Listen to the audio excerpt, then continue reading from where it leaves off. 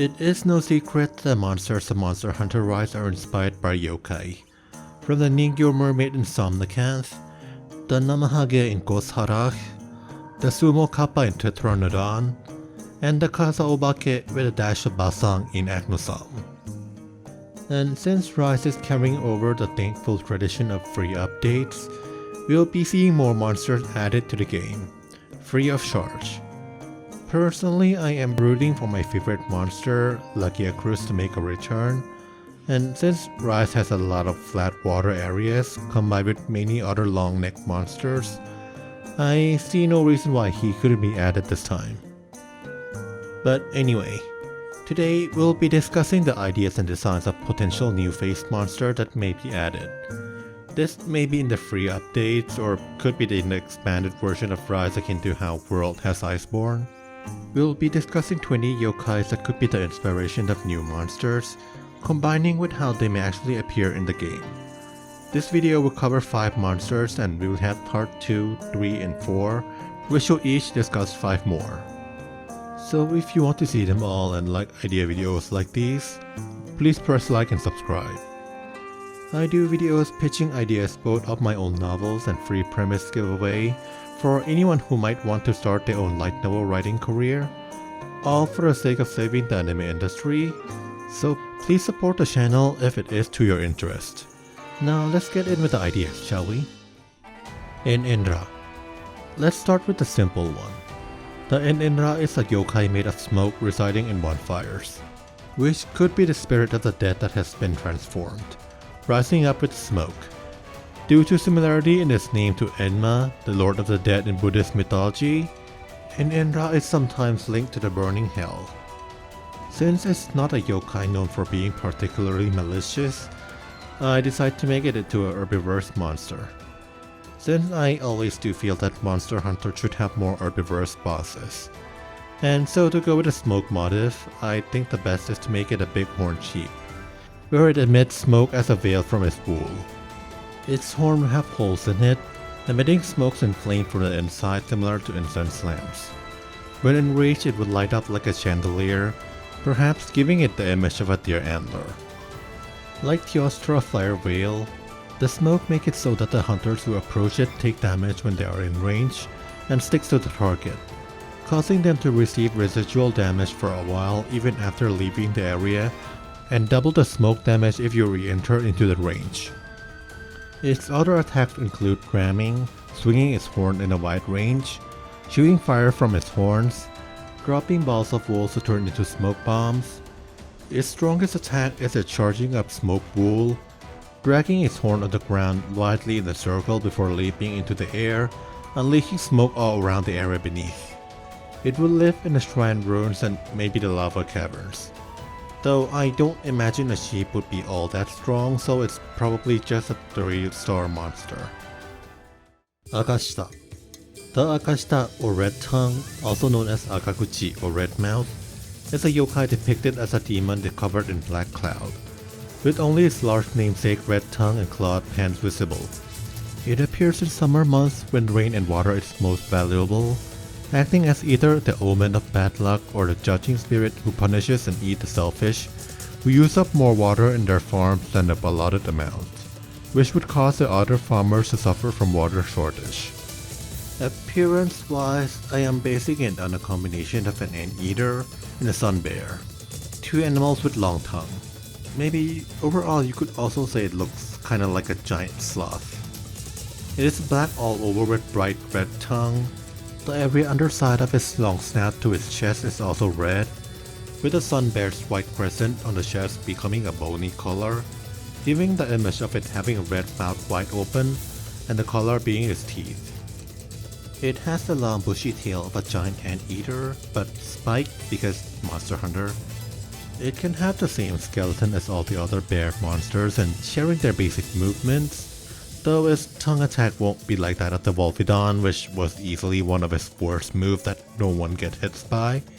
Instead, it can inflate the tip of its tongue like a balloon, so there will be 2 attacks it can use the tongue with: a wide area swipe and a homing attack. The homing one is also a grapple that if it lands, the Akashita will wrap its tongue around the target.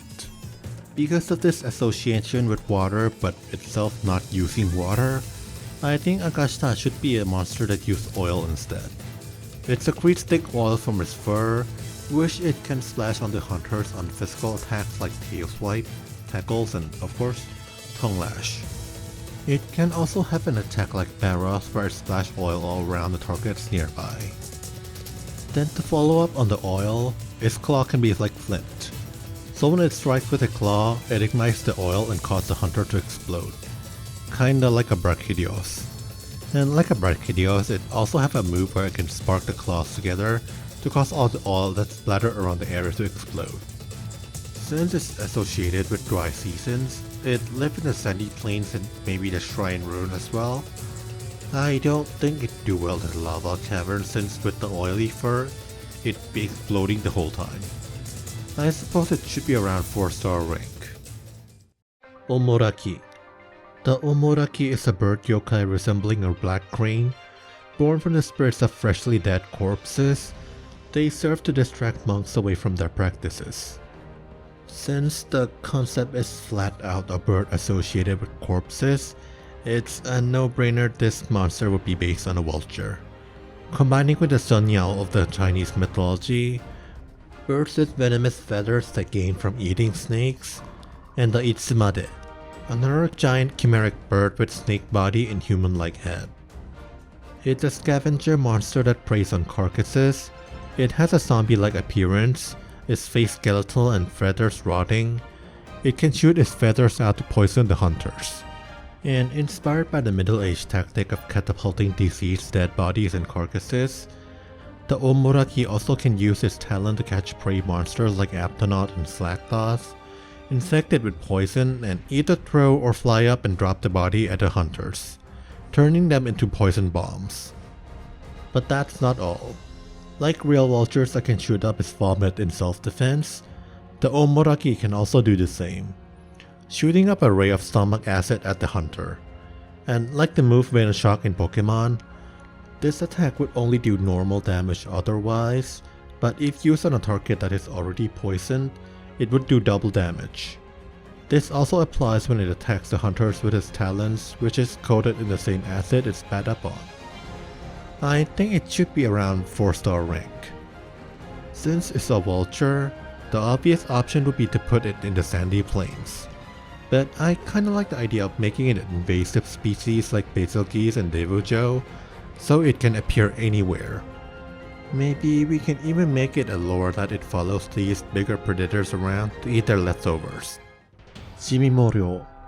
The Chimimorio meaning the monsters of the mountains and rivers, with Chimi specifically referring to the monsters of mountains, and Morio referring to the monsters of the rivers, which can be anything from the malevolent spirits of the rivers, trees, rocks, as well as all the small critters.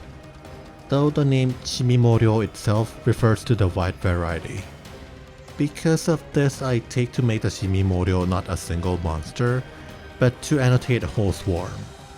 The Chimimorio monster is made out of countless insects flocking together to form a single body, with the largest bugs forming the head, hands, legs, heart, and tail, which is the hitbox and breakable part of the monsters. And therefore, this is one of the monsters that the only way to kill is to break all the parts. Because once all the larger bugs making up the main body parts died, the smaller bugs will be without leader and disperse.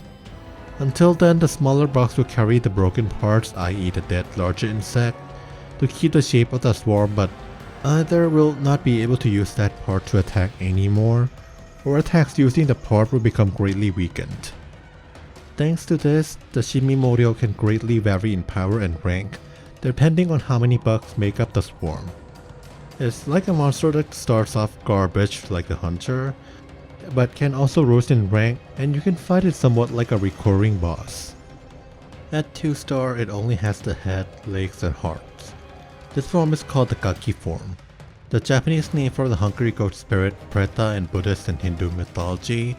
Born with the spirits of greedy people who once died, became ghosts that is always hungry no matter what they eat or drink, reflecting the endless greed of humans. The word Gaki is also used as an insult for bratty children, hence it being the smallest version of the Chimimorio monster. At 3 star it gains 2 arms and a tail, holding bugs with head-like weapons. The shape of the bugs on the arm and tail are based on a Torimono Sandogu, the 3 pole arms used by police during the Edo period for arresting criminals non-lethally. The Tsukubo barb hammer used for shoving criminals, the Sodekarami used for tangling onto criminals' clothes, and the Satsumata used for catching criminal by the neck.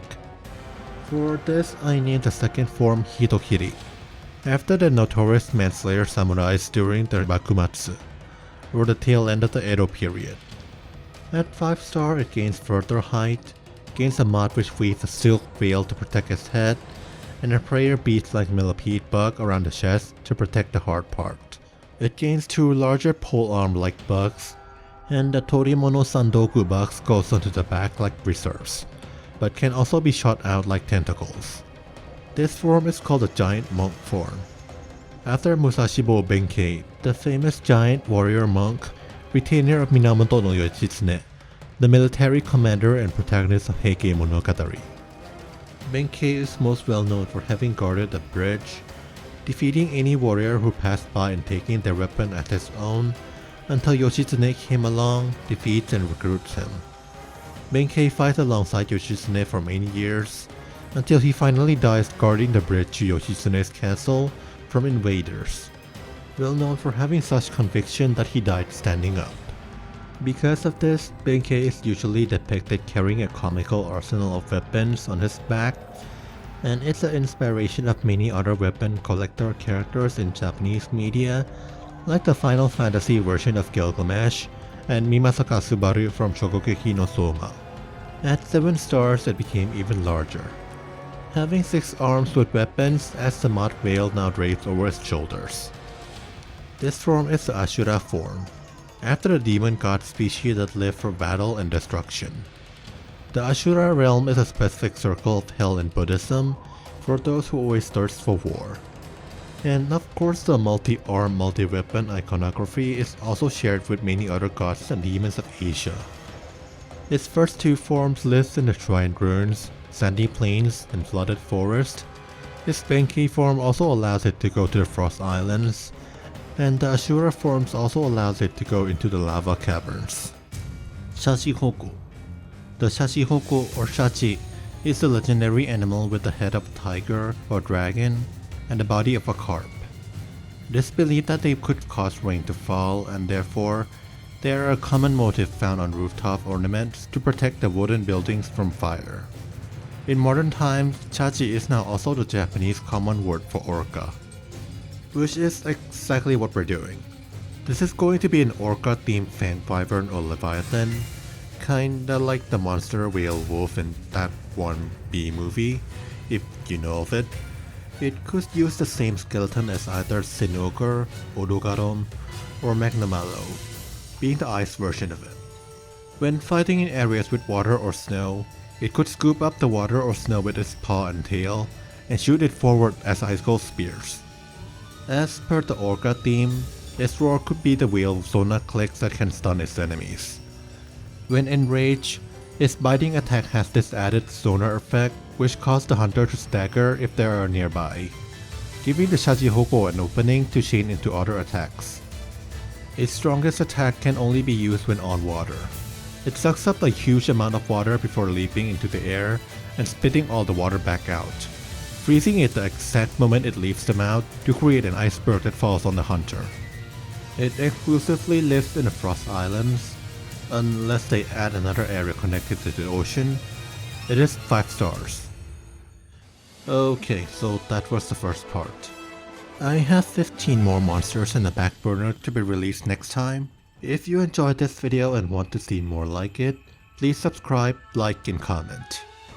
And if you want to see more similar idea videos right away, I have video pitching my own original novels, premise giveaways for people who might want to give light novel career a try, and some ideas on what I'd like to see Shaman King 2021 anime do different to fix the problem from the manga. You can check them right away. Thank you for watching, and let's meet again.